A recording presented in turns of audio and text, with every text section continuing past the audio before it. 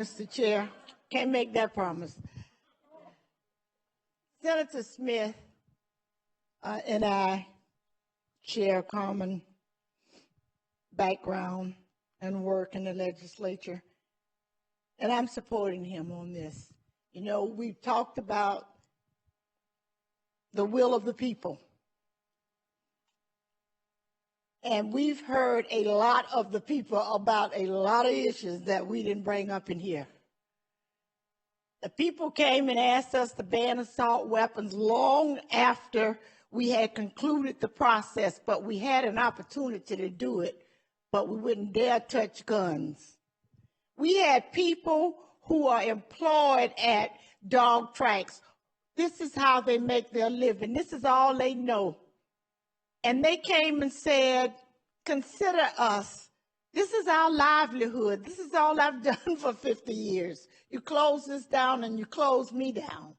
We heard two sides. We heard people organized by the lobby that's opposed to Greyhound Racing, and they came in great numbers from all over the country. One gentleman said he drove 957 miles from Maryland to come and testify why he thought we needed to ban Greyhound Racing in Florida. So it wasn't all Florida. It wasn't people who didn't have a vested interest in what we were doing. We had people in Tampa, people in Jacksonville, people in South Florida, people who work at dog tracks, at the one in Tampa and St. Pete, who said, we love our dogs, we take care of them, but today we're throwing what they said out the window and only considering the people who want us to ban dogs from racing. You know, we've done it years in this state, and now there's this big interest in ending it, but nobody cares about those families who came out and said, this is all I know how to do. Don't take my livelihood away. Like taking my license to practice law. Well, I could become a paralegal and still make a living. I don't know what they can do, what they've been trained to do. So there are two sides to every story, and we need to consider that. Everybody talks about how many people showed up. Of course, they had an organized effort by a national organization to do, and they showed up in big numbers. And I could do the same thing, organize my group and come out. Everybody did on all of the issues. So you can't take the numbers and say, this is it. You know, for the Parkland families, they came when they could, and they asked. And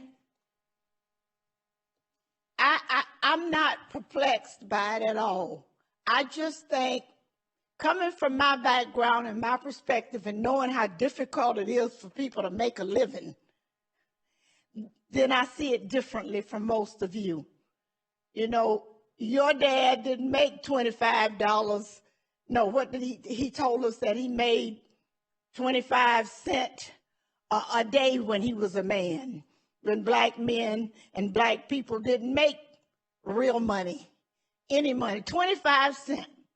He left home barefooted, but he made it. He made it because somebody believed in him and said, I'll give him an opportunity. Today, we're seeking to take it away from these hardworking people, and we have to balance this. We can fix this. We can find a way to do a better job of fixing it. I know that they have to report deaths and do other things, but have we done enough to fix it in the legislature? And it's my position that we haven't. And I don't want to deny or take away a person's right to earn a living when there is a solution to this short of putting it in the Constitution.